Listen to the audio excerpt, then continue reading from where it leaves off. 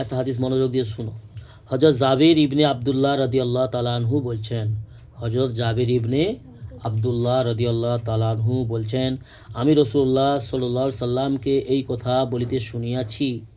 আমি জাবির রাদিয়াল্লাহু তাআলা আনহু বলছেন, জাবির ইবনে আব্দুল্লাহ রাদিয়াল্লাহু তাআলা বলেন, আমি রাসূলুল্লাহ পাক সাল্লাল্লাহু আলাইহি সাল্লামকে ইরশাদ করিতে শুনিয়াছি, যে ব্যক্তি আল্লাহ তাআলার সহিত এমন অবস্থায় মিলিত হইবে, অর্থাৎ এমন অবস্থায় মৃত্যুবরণ করবে।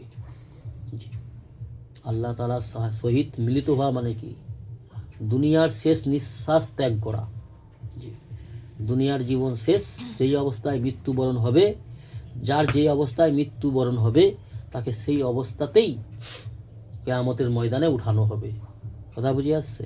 জি, অর্থাৎ আল্লাহর সঙ্গে সম্মুখীন হওয়া। ওইটা যেই ব্যক্তির এমন অবস্থায় আল্লাহ তাআলার সহিত এমন অবস্থায় মিলিত হইবে যে আল্লাহ তাআলার সহিত কাহাকেও শরীক করে নাই, সে ব্যক্তি জান্নাতে প্রবেশ করিবে।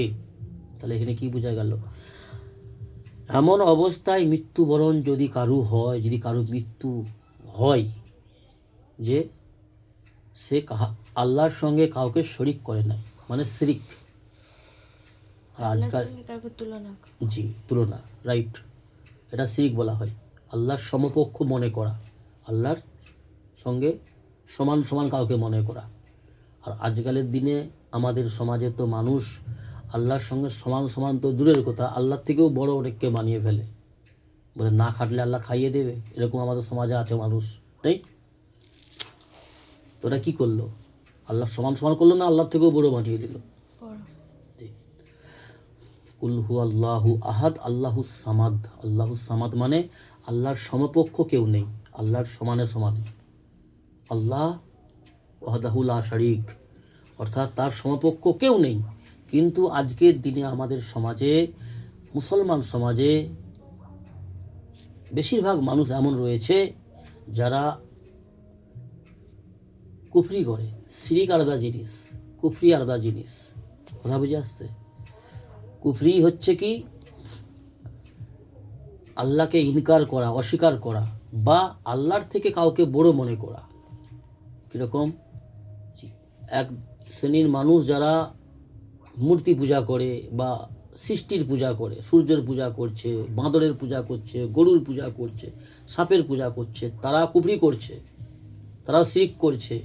আর আমাদের মুসলমান সমাজেও এক শ্রেণীর মুসলমান রয়েছে, একাধিক, অনেক রয়েছে, জি, তারাও পূজা করে। কীরকম? মাজারে যে মান্নত করছে, মাজারে মান্নত করছে পীর বাবার কাছে, ওর বাবার কাছে, সেই বাবার কাছে। তারপরে আল্লাহর নাফরমানি করছে। এটাও হচ্ছে কুফরি। আল্লাহর নাফরমানি করা, নামাজ ছেড়ে দেওয়া, আল্লাহর কাছে সেজদা না করা, আল্লাহর কাছে সেজদা না করা, এটাও হচ্ছে কুফরি।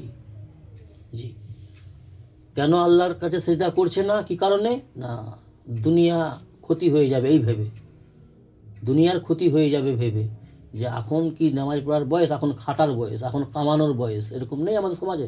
মুসলমান সমাজে আছে। জি, এখন কামানোর বয়স, বুড়ো বয়সে নামাজ পড়ব। তার মানে তার নিজের প্রতি বিশ্বাস আছে যে আমি কালকে বাঁচব, বুড়ো হব। বুড়ো হওয়ার আগেই কত জওয়ান চলে যাচ্ছে আমাদের চোখের সামনে দিয়ে। জওয়ান ছেলে মেয়ে যাচ্ছে, বিয়ের কিছুদিন পরেই মরে যাচ্ছে, বিয়ের দিনেও মরতিছে, বিয়ের হওয়ার কিছুদিন আগে কথাবার্তা ডেট হয়ে আছে, বিয়ের দিন তাই হয়ে আছে, চলে যাচ্ছে ছেলে মেয়ে অনেক মানুষ। জি, ছোট বাচ্চাও যাচ্ছে, জওয়ান যাচ্ছে। কিন্তু বুড়ো বয়স পর্যন্ত 50, 60, 70 বছর পর্যন্ত বাঁচব, এই আশাই আল্লাহর নাফরমানি করা,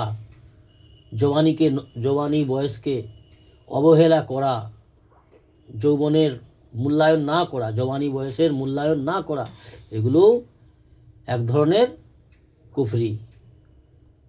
জি, আবার এটা খেয়েছি বলে ভালো হয়ে গেছে এটা বলে, ওগুলো তো শিরক।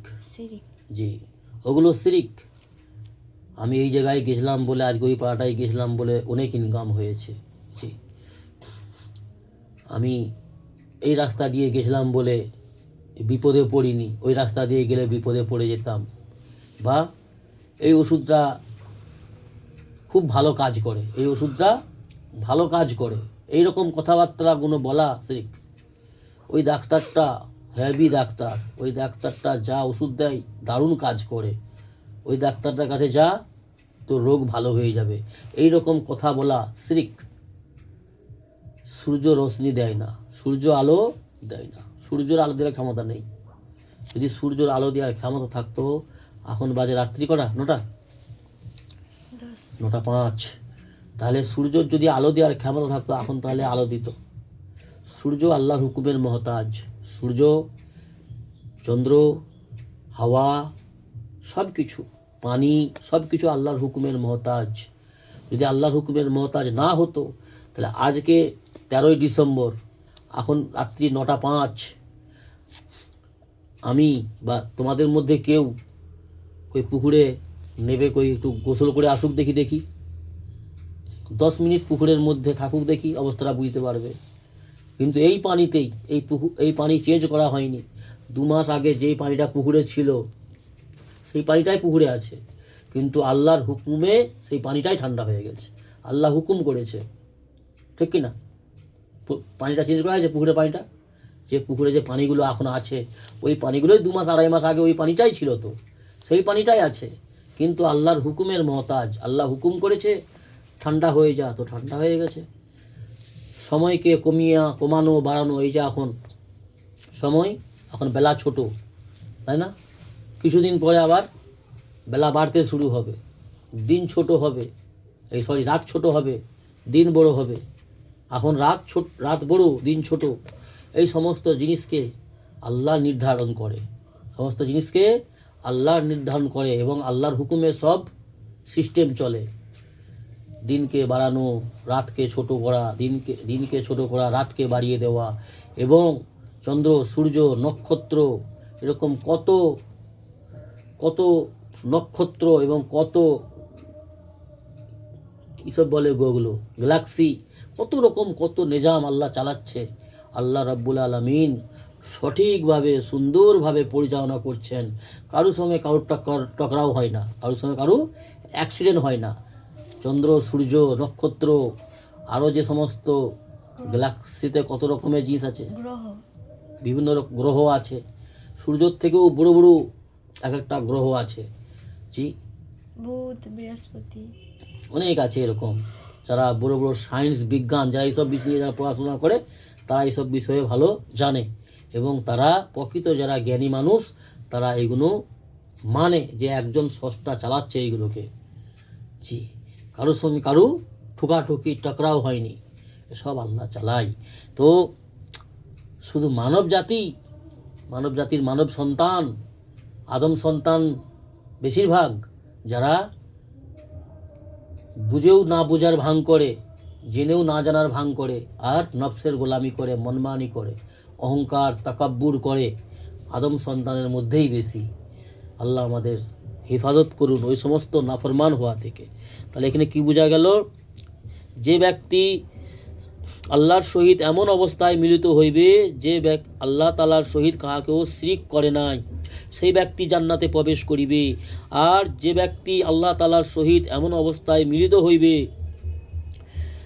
যে সে তাহার সহিত অর্থাৎ আল্লাহ তাআলার সহিত কাহাকেও শরিক করিয়াছে, সে ব্যক্তি দোজকে প্রবেশ করিবে, অর্থাৎ জাহান্নামে প্রবেশ করিবে। মুসলিম শরীফের হাদিস। যে ব্যক্তি শিরিক করা অবস্থায় আল্লাহর সঙ্গে শিরিক করতে করতে মৃত্যুবরণ করবে, সেই ব্যক্তি জাহান্নামে প্রবেশ করিবে। তো আজ মুসলমান সমাজে ইল্লা মাশাআল্লাহ খুব কম মানুষ আছে যারা শিরিক আর কুফরি করে না। বেশিরভাগ মানুষ আছে যারা শিরিক করে, কুফরি করে। তো আমাদেরকে চিন্তা ভাবনা এটা করতে হবে যে আমাদের মৃত্যু শেষ যেন ভালো হয়, খাতমা বিল যেন খায়ের হয়, ইমানের সহিত যেন আমাদের মৃত্যু হয়, এটা চাওয়া আর এটা চেষ্টাও করতে হবে, তবেই পাওয়া যাবে। চাইলেই সব জিনিস পাওয়া যায় না।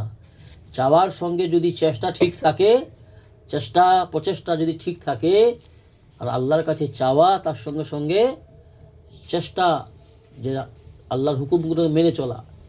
জি, 5 ওয়াক্ত নামাজ আদায় করতে করতে আল্লাহ চাইতে একদিন নামাজরত অবস্থায় সেজদারত অবস্থাতে আল্লাহ মওত দেবেন।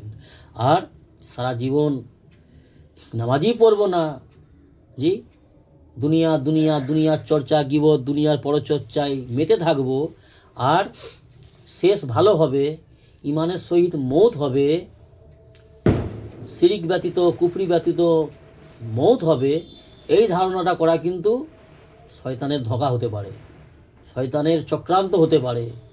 জি, শয়তান বুঝাবে তুই তো পাক্কা ইমানদার, তুই তো ভালো, তোর থেকে ওরা খারাপ, লোককে খারাপ দেখাবে। শয়তান কি করে? নিজের থেকে অন্যকে খারাপ দেখাবে, ওরা সবাই খারাপ, তুই ভালো, তুই পাক্কা ইমানদার। এই করে করে কত মানুষকে কাফির বানিয়ে, শিরিক করিয়ে, কুফরি করিয়ে কবরে নিয়ে গেছে। আমাদের মুসলমান সমাজের কথা বলছি। ইল্লা মাশাআল্লাহ, আল্লাহ যাকে হেদায়েত দিয়েছে, আল্লাহ যাকে হেফাজত করেছে, যে আল্লাহর কাছে হেদায়েতের কামনা দোয়া কামনা করেছে, যে আল্লাহর কাছে নোংরা পথ থেকে, ভ্রান্তির পথ থেকে, গুমরাহির পথ থেকে হেফাজতের জন্য আল্লাহর কাছে তৌফিক চেয়েছে, আল্লাহ তাকে অবশ্যই হেফাজত করেন। আল্লাহ বড় রহমানুর রহিম, আল্লাহ গফুরুর রহিম। আল্লাহ রহম করতে ভালোবাসে ওই বান্দার উপরে যে আল্লাহর রহমতের আশা করে আর আল্লাহর রহমতের চাহাত করে, অর্থাৎ আল্লাহর কাছে কামনা করে আর দিন ইসলামের পথে যথারীতি চলার চেষ্টা করে, বেশি বেশি আল্লাহর হুকুমকে, রাসূলুল্লাহ সাল্লাল্লাহু আলাইহি ওয়াসাল্লামের সুন্নতগুলোকে মেনে চলে, এমন ব্যক্তিকে আল্লাহ অবশ্যই সাহায্য করে, এমন ব্যক্তির আল্লাহ অবশ্যই সাহায্য করবেন, আল্লাহর ওয়াদা। কথা বুঝে আসছে? তো আল্লাহ আমাদের দিন ইসলামের সহি বুঝ দান করুন। আল্লাহুম্মা আমিন। সুবহানাল্লাহি ওয়া বিহামদিহি, সুবহানাকাল্লাহুম্মা ওয়া বিহামদিকা।